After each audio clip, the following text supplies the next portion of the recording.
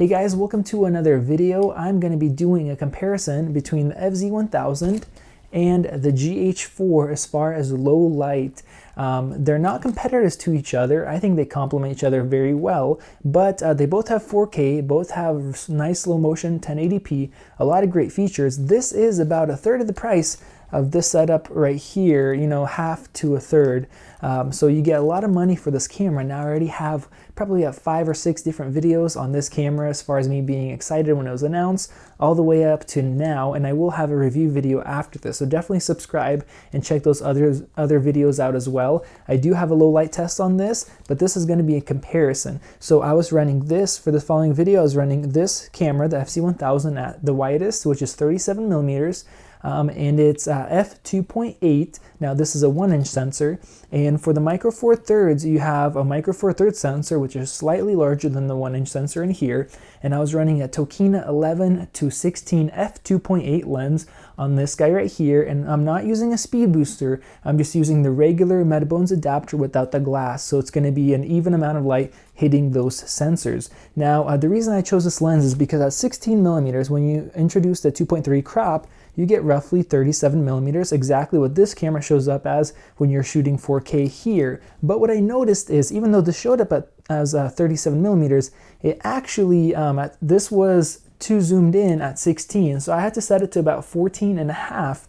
So based off of what this lens shows in this setup, this is more like a 34 millimeter at the widest end. And now I'm not sure how correct that is, but based off, you know, setting it up, trying to get the same type of a shot, this may actually be wider than what it actually shows, which is a great thing. So I'm not going to show you guys the labels for which cameras. You guys can see this following test, and then I'll tell you guys at the end which camera, either the top or the bottom, is which, and we'll see if you guys could guess the difference basically. So let's take a look at that. Starting off at ISO 200, this is very dark. You can see some detail there, but not very much. Now this is the lowest setting by default for the GH4.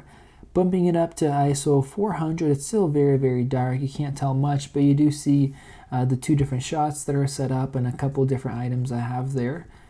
And now we're at ISO 800. You may or may not be able to see some difference in noise, but it's still very dark. Now ISO 1600, this is kind of what my eyes saw in the actual scenario, and there were times at weddings where the light was, you know, this dim, and I did have to bump up the ISO fairly high to get an exposure like this. 3200, this is probably, you know, more properly exposed right there. You guys may or may not be able to see a difference between the 2 shots as far as noise and sharpness, but this, as far as exposure, looks pretty good. And here we have ISO 6400. This is the max that you could set it to, and you probably are seeing a difference in the noise and sharpness. So get ready to comment below and let me know which one is which one's the GH4, which one is the FZ1000.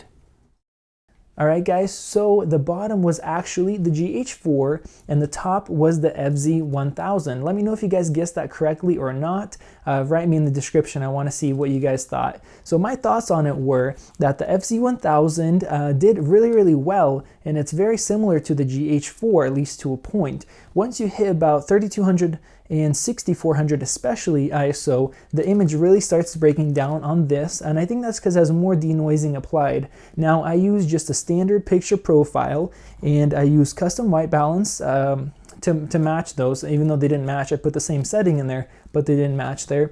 And basically I just tried to make all the settings the same as I could.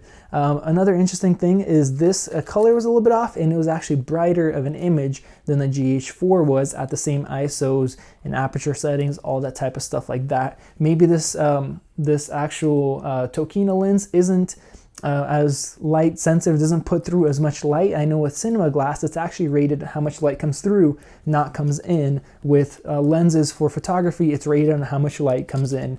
Basically, so that was the difference. I think both cameras are definitely usable if you're going to be delivering in 1080p. This is usable, I think, up to 6400. This is usable up to 3200. ISO. I wouldn't do 6400. The image really crashes after that. 32 is not good, but it's usable. 64 looks really bad to my eyes, at least. And then 1600 is definitely usable. So I was surprised at the performance of this when you're shooting in 4K. The GH4 does have noise, but when you're crushing down to 1080p, it definitely looks better. So basically, hopefully that was helpful to you guys.